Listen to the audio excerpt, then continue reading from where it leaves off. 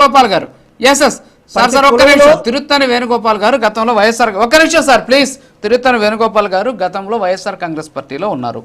వారు దగ్గరుండి Tirupati by election చూశారు. ఆ తరువాత జరిగినటువంటి కార్పొరేట్ ఎలక్షన్స్ కూడా వారు చూసినటువంటి పరిస్థితి. సో వాళ్ళకి తెలుసు దొంగ ఓట్లు అనేటటువంటి ప్రక్రియ ఎలా ఉంటుంది, వైఎస్ఆర్ కాంగ్రెస్ పార్టీలో అప్పుడు ఎలా జరిగింది అనేటటువంటి అంశాలు బహుశా వారు దగ్గర నుంచి చూసి ఉండొచ్చు. సార్ ఏమన్నా రివీల్ చేయగలరా? సార్ రాజు గారు అదే చెప్తున్నాను, తిరుపతి కాదు రాష్ట్ర వ్యాప్తంగా ప్రతి కార్యకర్త వంద ఓట్లు తక్కువ చేర్చగొడితే అతను అసలు నాయకులు అనే వాళ్ళు మాట్లాడకుండా మాట్లాడు.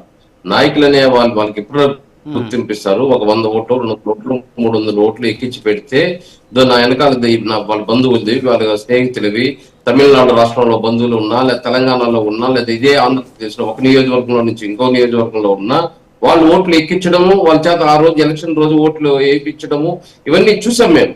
ఈరోజు తిరుపతి అనేదే కాదు రాష్ట్ర వ్యాప్తంగా జరిగినాయి. బ్యాంక్ ఎలక్షన్స్ లో అట్టే జరిగినాయి, బై ఎలక్షన్స్ లో అట్టే జరిగినాయి, లోకల్ బాడీ ఎలక్షన్స్ లో అట్టే జరిగినాయి, అన్ని చూసాం మేము.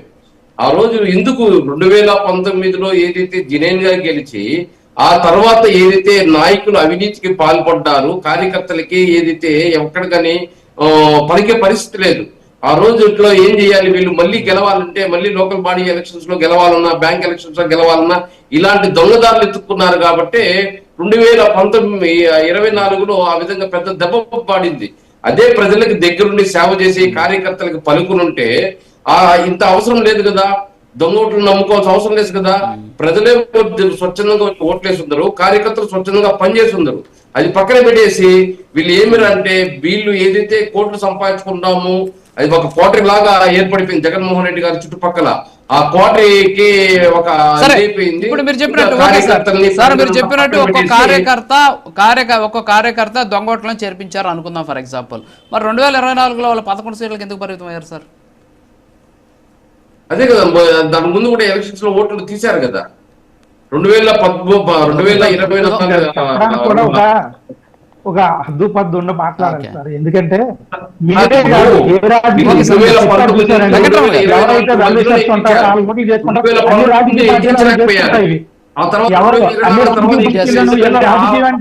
వైఎస్ఆర్ సీపీఎం కాదు వీరు కాదా, మీరు నిజంగా చెప్పుకుంటే తిరుపతిలో ధైర్యం లేదు, ప్రజలు విశ్వాసం లేదు, ఏమి ఎందుకంటే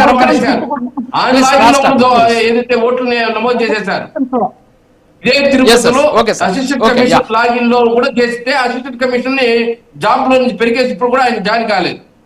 అది 2024 మధ్యలో జరిగింది. కంప్లైంట్ అయిపోయింది ఆయన పైన. ఓకే సార్, ఓకే టైం అవుతుంది. విజయ్ కిరణ్ గారు ఒక ఐఏఎస్ ఆఫీసర్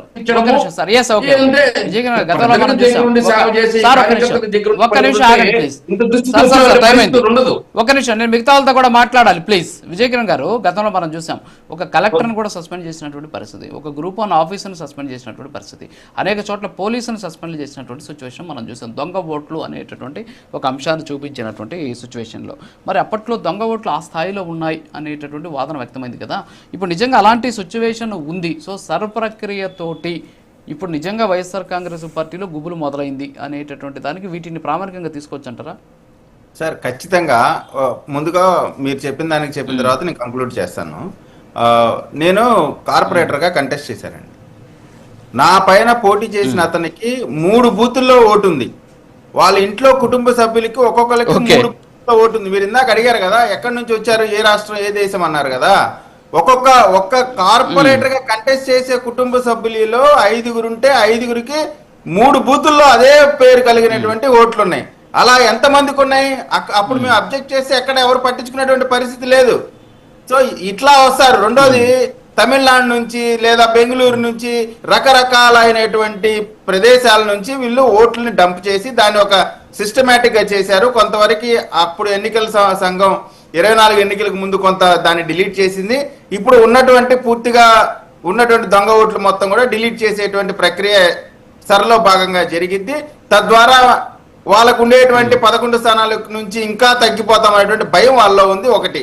రెండోది వాళ్ళు ఎస్సీ ఎస్టీ క్రైస్తవులు మేమంతా మా ఓటర్లు అంతే సార్. మీరు ఆ కమ్యూనిటీస్ కి ఛాంపియన్స్ తీసుకునేటువంటి ప్రయత్నం చేయమాకండి. మీకు గోరి కట్టిందే ఎస్సీలు, ఎస్టీలు, మైనారిటీలు, క్రైస్తవులు. ఎందుకంటే మీరు ఏ కమ్యూనిటీస్ అయితే మిమ్మల్ని భుజాన్ని ఎత్తుకున్నాయో ఆ కమ్యూనిటీస్ నే 1000 అడుగులు గుంత తోసి లోపల వేశారు కాబట్టి మిమ్మల్ని ఆ కమ్యూనిటీసే వెనక్కి పంపించినాయి. రెండోది భయం అంటా ఉన్నారు. మాకు అసలు భయం లేదు. నాకు పద్దాకలా అసలు మిమ్మల్ని మీకు భయం ఉందా లేదా అని ఎవరు టెస్ట్ చేస్తున్నాడు? ఎందుకు మీరు పద్దాకలా మీరు కూటమిగా ఉంటే మేము భయపడం, మీరు కూటమి అంటే మీకు ఎంత భయం ఉందో, ఎంత నిద్ర పట్టట్లేదో కూటమిని చూస్తే అనేటువంటిది మీరు ప్రతిసారి అడక్క ముందే మాకు భయం లేదు, మాకు భయం లేదు అంటే మీ భయం బయటపడతా ఉంది. 40% ఉన్న బలమైన రాజకీయ పార్టీ అంటారు, బలమైన రాజకీయ పార్టీ అంటారు. 40% మీకు ఎలా వచ్చినాయి? ఆ APM లోనే కదా మీకు 40% ఓట్లు వచ్చినాయి. అది మాత్రం కరెక్ట్ కాదన్నారు. అంటే వీళ్ళకి ఒక స్టాండ్ లేదు. రెండో ప్రధానమైనటువంటి అంశం, వైఎస్ఆర్ కాంగ్రెస్ పార్టీ యొక్క ఓటర్ని తొలగించాల్సినటువంటి ప్రాతిపదికనో మతాల ప్రాతిపదికనో తీసివేసేటువంటి కర్మ మనకు పట్టలేదు వైఎస్ఆర్ కాంగ్రెస్ పార్టీ లాగా. మా నాయకుడు చంద్రబాబు నాయుడు గారు, లోకేష్ గారు, పవన్ కళ్యాణ్ గారు ఆంధ్రప్రదేశ్ కావాల్సినటువంటి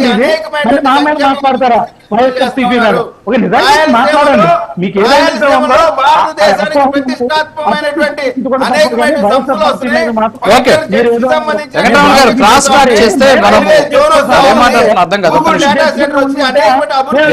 కార్యక్రమాల్లో ముందుకు పోతున్నటువంటి మాకు ఇలాంటి ఎక్కువ స్థాయి పనులు చేసే పరిస్థితి తెలుగుదేశం పార్టీ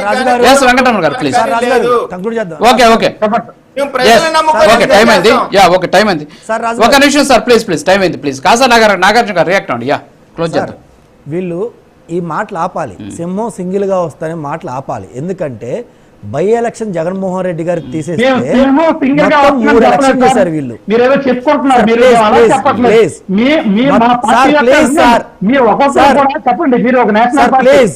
తెలుగుదేశం పార్టీ 40 ఏళ్ళు ఇండస్ట్రీ అని చెప్పుకుంటున్నారు కదా. ఆపండి, ఎందుకు మాట్లాడుతూ ప్రజల మీద అభిమానం ప్రజాస్వామ్య విధంగా ఒక నిమిషం సార్, వెంకటరమణ గారు క్రాస్ టాక్ ప్లీజ్. వెంకటరమణ గారు వాళ్ళు మాట్లాడివ్వండి, వాళ్ళ టైంలో మీరు వెళ్ళొద్దు ప్లీజ్. సింగిల్ గా అంటున్నారు కదా. ఓకే, జగన్మోహన్ రెడ్డి గారు 3 ఎలక్షన్స్ ముఖ్యమంత్రి అభ్యర్థిగా సింగిల్ గా వస్తే గెలిచిందే సార్. ఒక ఎలక్షన్ ఎలా గెలిచా? ఆ ఎలక్షన్ రిమైనింగ్ 2 ఎలక్షన్ ఓడిపోయాడు కదా. ఆ ఎలక్షన్ ఎలా గెలిచాడు? ఎలా గెలిచాడంటే బాబాయ్ సవాల్ అడ్డం పెట్టుకుని వచ్చారు. మేము కానీ పవన్ కళ్యాణ్ గారు కానీ బాబాయ్ సవాల్ మేము తీసుకురావాలి కానీ మేము గెలవకపోయాం. అలాగే తల్లిని చెల్లిని ఇంటింటికి తిప్పి ఓట్లు అడుక్కుంటే ఓట్లేశారు సార్, ఓట్లేశారు. జగన్మోహన్ రెడ్డి గారు సానుభూతి 2024 ఎలక్షన్ లో చూసాం కదా సార్. రాజు గారు సార్ ఒక్క నిమిషం సార్, వెంకటరమణ గారు టైం అవుతుంది సార్. 2024 జస్ట్ ఒక గులకరాయి జరిగితే 30 రోజులు కట్టుకొట్టుకొని తిరిగాడు సార్ జగన్మోహన్ రెడ్డి. 30 రోజులు గులకరాయి కొద్దిగా తగిలితే 30 రోజులు కట్టుకొట్టుకొని తిరిగి ప్లీజ్ అయ్యా అని అడుక్కుంటే 11 సీట్లు ఇచ్చారు మీకు. మీరు ఈరోజు సింగిల్ అన్నారు కదా సార్. చేసి ఓట్లు అడగండి.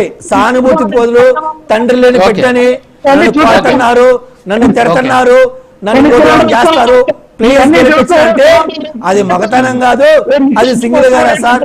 అది మీరు గుర్తు పెట్టుకోవాలి. ఓకే అండి, ఓకే సరే, మగతనాలు ఇక్కడ కానీ అది ఓకే అది అసందర్భమైనటువంటి వర్డ్స్. ఓకే, వెంకటరమణ గారు, Vijay thank you very much. Debate లో పాల్గొన్నందుకు టైం అయిపోయింది సార్, క్లోజ్ చేస్తున్నాను. సార్ ఎవరికో నాగార్జున గారు. ఓవరాల్ గా చూస్తే ఈరోజు సర్ ప్రక్రియ అనేది ఆంధ్రప్రదేశ్ రాష్ట్రంలో